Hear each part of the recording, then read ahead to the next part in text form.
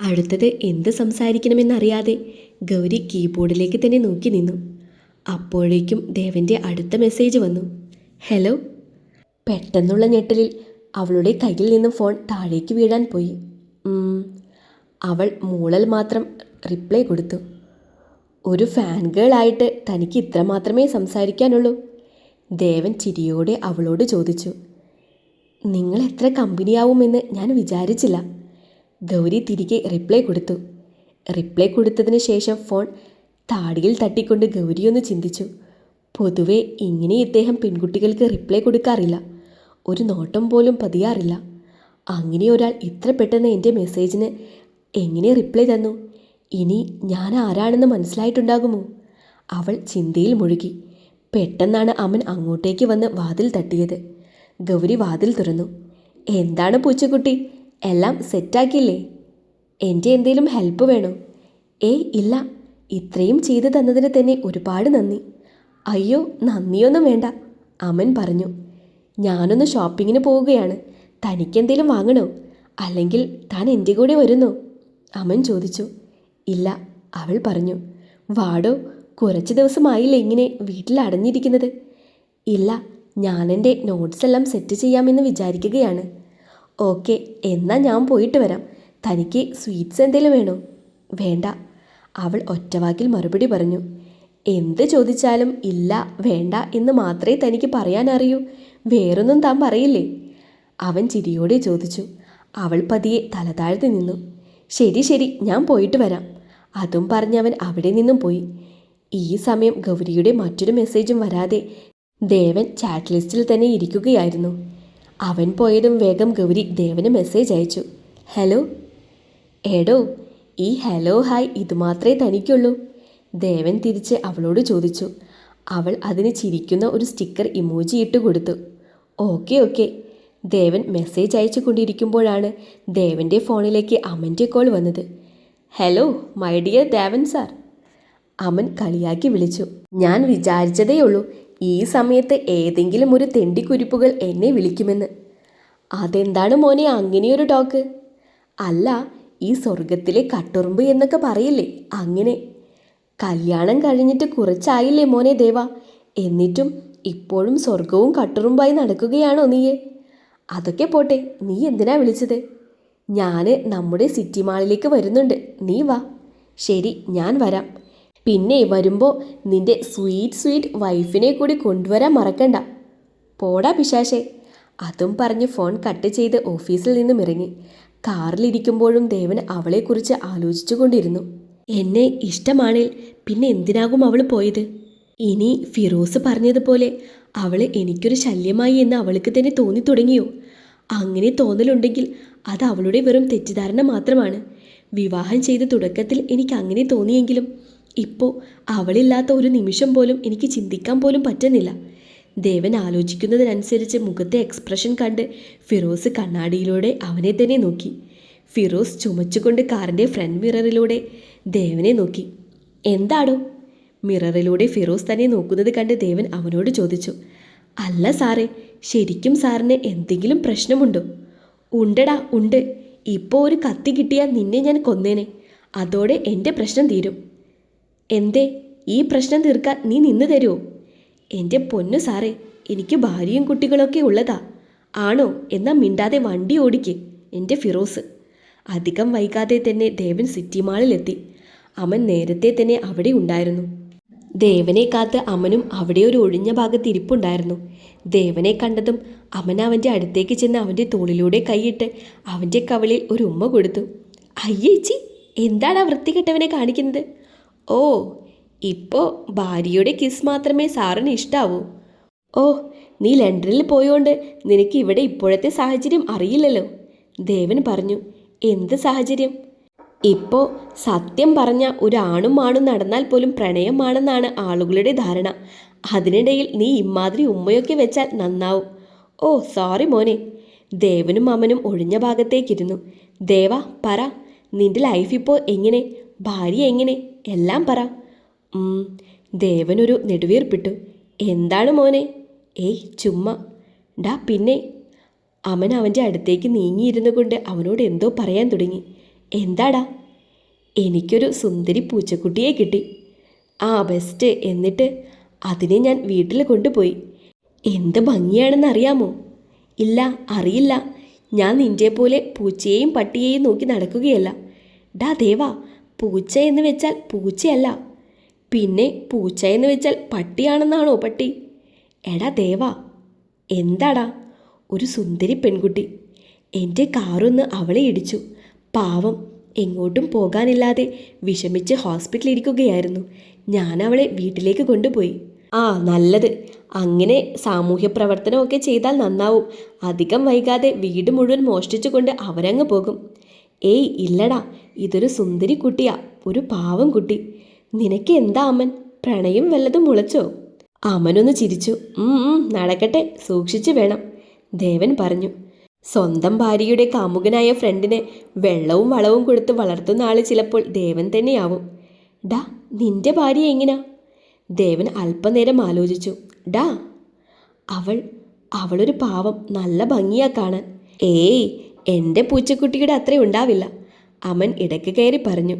നിന്റെ പൂച്ചയും പട്ടിയുമൊക്കെ എൻ്റെ ഭാര്യയ്ക്ക് മുന്നിൽ മുട്ടുകുത്തിയിരിക്കും.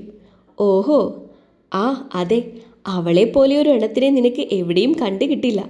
ഓഹോ, ആയിക്കോട്ടെ. ഡാ പിന്നെ, എന്താ? നിങ്ങൾ തമ്മിൽ കഴിഞ്ഞോ? എന്ത്? പോ ദേവാ, ഒരു നാണം അഭിനയിച്ചുകൊണ്ട് അമൻ പറഞ്ഞു. എന്താടാ? ദേ, ഞാനൊരു ഡോക്ടറായി പോയി, ഇല്ലേൽ ഞാൻ വെട്ടിത്തുറന്ന് ചോദിച്ചേനെ. എന്താടാ? നിങ്ങൾ തമ്മിൽ റൊമാൻസൊക്കെ കഴിഞ്ഞോ എന്ന്? ദേവൻ അവനെ തന്നെ നോക്കി. എന്താടാ പറ. ഇല്ലടാ, ദേവൻ ചമ്മലോടെ പറഞ്ഞു. ഇതുവരെ ഇല്ല. അവൾ ചെറിയ പെണ്ണാടാ. അതിന് ഉണ്ടാ, നീ പോയേ. അയ്യേ എൻ്റെ ദേവാ, നീയൊരു കാര്യം ചെയ്യേ. എടാ മോനെ ദേവാ, ഞാനൊരു ഡോക്ടറാണ്. വിവാഹം കഴിഞ്ഞ് ഇത്രയും കാലമായിട്ടും ഭാര്യയായിട്ട് ഡിങ്കോൾഡഫി നടന്നിട്ടില്ല എന്ന് ഞാൻ വിശ്വസിക്കണം അല്ലേ? അമൻ ദേവനെ തുറച്ചു നോക്കിക്കൊണ്ട് പറഞ്ഞു. നീ വേണമെങ്കിൽ വിശ്വസിച്ചാൽ മതി, നിന്നെ വിശ്വസിപ്പിക്കണമെന്ന് എനിക്ക് നിർബന്ധമൊന്നുമില്ല. ചൂടാവല്ലടോ. ശരി. അല്ല, എന്താ ഇതുവരെ ഒന്നും ആവാഞ്ഞത്? ഷെടാ, ഇത് വല്ലാത്ത കഷ്ടമായല്ലോ, ദേവൻ അരിശത്തിൽ പറഞ്ഞു. അതല്ലടാ, ഞാൻ ആലോചിക്കുമായിരുന്നു, ഇനി നിനക്കെന്തെങ്കിലും പ്രശ്നം? അമൻ ദേവനെ അടിമുടി നോക്കിക്കൊണ്ട് പറഞ്ഞു. പോടാ പിശാചേ, പ്രശ്നം എനിക്കല്ല, നിനക്കാണ്, നിനക്ക്. എൻ്റെ കൂട്ടുകാരാ, ഇങ്ങനെ ചൂടാവേണ്ട ആവശ്യമില്ല. ഞാൻ ജസ്റ്റ് അറിയാനായി ചോദിച്ചു എന്നുള്ളൂ. ഞാൻ പറഞ്ഞത് സത്യം തന്നെയാണ്, അതിനപ്പുറം എനിക്കിനി പറയാനില്ല. ആയിക്കോട്ടെ. എടാ, നിന്റെ വൈഫിൻ്റെ ഫോട്ടോ ഒന്ന് കാണിച്ചതാ, അവൻ പറഞ്ഞു. ഇല്ല മോനെ, അങ്ങനെ എൻ്റെ വൈഫിനെ കണ്ട് നീ വെള്ളം ഇറക്കണ്ട. ആർക്ക് വേണം നിന്റെ വൈഫിനെ? എനിക്കുണ്ട് മോനെ നല്ലൊരു പൂച്ചക്കുട്ടി. വഴിയിൽ നിന്നും കിട്ടിയതല്ലേ, വല്ല ആൺപൂച്ചയും കൊണ്ടുപോകാതെ നോക്കിക്കോ, ദേവൻ മുന്നറിയിപ്പ് പോലെ പറഞ്ഞു. അയ്യടാ, അവനൊന്ന് ചിന്തിച്ചു. ഏയ്. അവൻ്റെ ചിന്തയും എക്സ്പ്രഷനും കണ്ട് ദേവൻ ചിരിച്ചു. ഇതേ സമയം വീട്ടിൽ ഗൗരി ഓൺലൈനായി ജോബ് അപ്ലൈ ചെയ്യുകയായിരുന്നു. എത്ര എന്ന് വെച്ചാണ് അമനെ ആശ്രയിക്കുക? അവളുടെ കയ്യിൽ ദേവൻ നൽകിയ കാർഡ് ഉണ്ട് എങ്കിലും അവൾ ഇതുവരെ അത് ഉപയോഗിച്ചിട്ടില്ല. പോരാത്തതിന് ഇനി അത് ഉപയോഗിക്കാൻ അവൾക്ക് തോന്നിയതുമില്ല. അങ്ങനെ ഒരു ഫാഷൻ ഹബ്ബിൽ അവൾക്ക് ജോലി സെറ്റായി. എന്നാൽ അതിന് വലിയ ശമ്പളം തുടക്കത്തിലുണ്ടാവില്ല. പോരാത്തതിന് ക്ലീനിങ്, അതുപോലെ ഫാഷൻ ഹബ്ബിലെ ആളുകൾക്ക് ചായ കൊണ്ടു കൊടുക്കുക, ഇതെല്ലാമായിരുന്നു. ഒരുപാട് കാലമായി അങ്ങനെയൊരു വേക്കൻസി ഒഴിവുണ്ടായിട്ട് ഇതുവരെ ആരും അപ്ലൈ ചെയ്തിട്ടുണ്ടായിരുന്നില്ല. ഇപ്പോൾ ഗൗരി അപ്ലൈ ചെയ്തതും അവൾക്ക് പെട്ടെന്ന് തന്നെ ജോയിൻ ആവാൻ പറഞ്ഞുകൊണ്ട് മെസ്സേജ് അയച്ചു. ഒരു ജോബ് കിട്ടിയെന്ന സന്തോഷം അവളിൽ അലതല്ലി. പിന്നീടാണ് അവൾ ദേവനെക്കുറിച്ച് ചിന്തിച്ചത്. തൻ്റെ ഭാര്യ ഒരു ഫാഷൻ ഹബ്ബിൽ വർക്ക് ചെയ്യുന്നു എന്ന് അദ്ദേഹം അറിഞ്ഞാൽ, അല്ലെങ്കിൽ തന്നെ ഞാൻ അദ്ദേഹത്തിൻ്റെ ഭാര്യയാണെന്ന് അദ്ദേഹത്തിനും കുറച്ച് പേർക്കുമല്ലേ അറിയൂ. പോരാത്തതിന് അവിടെ നാട്ടിൽ നിന്നും കുറച്ച് മാറിയാണ് ഈ ഹബ്ബും. എന്ത് വന്നാലും സ്വന്തമായി ഒരു വരുമാനം കണ്ടെത്തണം. പിറ്റേന്ന് രാവിലെ ആരെയോ കാത്തുന്നത് പോലെ അമൻ ഹാളിലുണ്ടായിരുന്നു. അവനെ കണ്ടതും ഗൗരി ഒരു ഗുഡ് മോർണിംഗ് പറഞ്ഞു. എങ്ങോട്ടാ പൂച്ചക്കുട്ടി? അത് പിന്നെ ഞാൻ ജസ്റ്റ് ഒന്ന് പുറത്തേക്കോ? അമൻ ചോദിച്ചു. അതെ, സ്ഥലത്തിന് പേരില്ലേ? അവൾ അമനെ സൂക്ഷ്മമായി ഒന്ന് നോക്കി. അതല്ല, ഞാൻ ചുമ്മാ ചോദിച്ചതാണ്, അമൻ അവളുടെ നോട്ടത്തിൽ പകച്ചുകൊണ്ട് പറഞ്ഞു. ഞാൻ ചെറിയൊരു ജോബ് സെറ്റ് ചെയ്തിട്ടുണ്ട്. അവൾ തല താഴ്ത്തിക്കൊണ്ട് അമനോട് പറഞ്ഞു. ജോബ്? അത് കേട്ടതും ഇരുന്നിടത്ത് നിന്നും എഴുന്നേറ്റ് ഉച്ചത്തിൽ അമൻ ചോദിച്ചു. അതെ, അവൾ പറഞ്ഞു. നോ, അമൻ ഉച്ചത്തിൽ തന്നെ പറഞ്ഞു. നോക്ക്, നിനക്കിവിടെ എന്തെങ്കിലും കുറവുണ്ടോ ഗൗരി? അമൻ ചോദിച്ചു. ഇല്ല അമൻ, പക്ഷേ, അവൾ വിനയത്തോടെ പറഞ്ഞു. എന്ത് പക്ഷേ? പിന്നെ എന്തിനാണ് നീ ഇപ്പോൾ ഒരു ജോലിക്ക് പോകുന്നത്? അമൻ, നോക്ക്, ഞാൻ നിങ്ങളെ വിഷമിപ്പിക്കാൻ ആഗ്രഹിക്കുന്നില്ല. എനിക്ക് എൻ്റെ സ്വന്തം അധ്വാനത്തിൽ ജീവിക്കണമെന്നാണ് എൻ്റെ ആഗ്രഹം. നോക്ക് ഗൗരി, നിനക്ക് വേണ്ടത് എന്താണെന്ന് വെച്ചാൽ നീ പറഞ്ഞാൽ വാങ്ങിത്തരാം. അതല്ല, നിനക്ക് ക്യാഷ് വേണോ? ഇന്നാ. പറയുന്നതിൻ്റെ ഒപ്പം തന്നെ അമൻ അവൻ്റെ പോക്കറ്റിൽ നിന്നും പല ബാങ്കിൻ്റെ കാർഡുകൾ അവൾക്ക് നേരെ നീട്ടി. നിനക്ക് എത്ര വേണമെങ്കിലും ഇതിൽ നിന്ന് യൂസ് ചെയ്യാം. എടുത്താലും തീരാത്ത അത്ര പണം അതിലുണ്ട്. അവൾ ചിരിയോടെ കാർഡുകൾ അവൻ്റെ കയ്യിലേക്ക് വെച്ചു. എനിക്കിതൊന്നും വേണ്ട, അല്ലാതെ തന്നെ നിങ്ങളോട് ഒരുപാട് കടപ്പാടുണ്ട് എനിക്ക്. അമൻ, പ്ലീസ് എന്നെ അനുവദിക്കണം എൻ്റേതായ ഒരു ആവശ്യത്തിന്. അമനൊന്ന് ചിന്തിച്ചു. ശരി, പക്ഷേ ഇനി ഇതുപോലെയുള്ള തീരുമാനങ്ങൾ എടുക്കും മുന്നേ എന്നെയൊന്ന് അറിയിക്കണം പ്ലീസ്. അവൾ ശരിയെന്ന അർത്ഥത്തിൽ തലയാട്ടി. പതിയെ അവൾ അവിടെ നിന്നും ഇറങ്ങി. ഞാൻ കൊണ്ടുപോയി ആക്കാം. വേണ്ട പ്ലീസ് അമൻ, എനിക്ക് അല്പം നേരം ഒറ്റയ്ക്ക് സഞ്ചരിക്കണം. ശരി. അവൾ പോയതും അമൻ്റെ ഹൃദയം കൊളുത്തി വലിക്കും പോലെ അവന് തോന്നി. എന്താ ഇത്? ഇന്നലെ വന്നൊരു പെണ്ണിന് വേണ്ടി എന്തിനാ എൻ്റെ ഹൃദയം ഇങ്ങനെ വേദനിക്കുന്നത്? പെട്ടെന്നാണ് വലിയ ആഡംബരക്കാർ അവൻ്റെ വീടിന് ഫ്രണ്ടിൽ വന്ന് നിന്നത്. ആ കാറിൽ നിന്നും ദേവൻ പുറത്തേക്കിറങ്ങി. ആ, നീ പറഞ്ഞ ടൈമിൽ തന്നെ എത്തിയല്ലോ ദേവാ. അമൻ അവനെ നോക്കി ചിരിയോടെ പറഞ്ഞു. ഇനി ഞാൻ വന്നില്ല എന്ന പരാതി നിനക്ക് വേണ്ട. ദേ, ഞാൻ വന്നു. നിന്റെ ന്യൂ ഹോം കാണാൻ പോകുന്നു, ദേവൻ പറഞ്ഞു. ദേവൻ പറഞ്ഞതും അമൻ പിന്നിലേക്ക് നോക്കി. എന്താ അമൻ, നീ വേറെ ആരെങ്കിലും കാത്തു നിൽക്കുന്നുണ്ടോ? ഏയ്, നിന്റെ വൈഫ്. ദേവനൊരു ദീർഘശ്വാസം എടുത്തു. അവൾ വന്നിട്ടില്ല, ചിരിച്ചുകൊണ്ട് പറഞ്ഞ് ദേവൻ അവിടെയുള്ള സോഫയിലിരുന്നു. അപ്പോഴേക്കും ദേവന് വേണ്ടതെല്ലാം ഒരുക്കിയെന്ന് അറിയിച്ചുകൊണ്ട് സെർവൻ്റ് വന്ന് പറഞ്ഞു. നോക്ക്, റൂഫ് ഗാർഡനിലേക്ക് മാറ്റിയേക്ക് ഫുഡെല്ലാം. അതെന്തിനാ? ഡാ, മുകളിൽ നല്ല വിശാലമായ ഗാർഡനുണ്ട്. ഒരു ശല്യവും ഉണ്ടാവില്ല. നമുക്ക് അങ്ങോട്ടേക്കിരിക്കാം. ഓക്കെ. അല്പനേരത്തെ സംസാരത്തിന് ശേഷം ഫുഡ് മുകളിലെ ഗാർഡനിൽ സെറ്റ് ചെയ്ത് സെർവൻ്റ് അവരെ അങ്ങോട്ടേക്ക് കൊണ്ടുപോയി. ഫുഡ് കഴിക്കാനിരുന്നതും ദേവൻ സംസാരിച്ചു തുടങ്ങി. അല്ല, നിന്റെ പൂച്ചക്കുട്ടിയെ വിളിക്കുന്നില്ലേ? അമൻ ഒരു വിളറിയ ചിരി അവന് സമ്മാനിച്ചു. അവള് ഇവിടെയില്ല.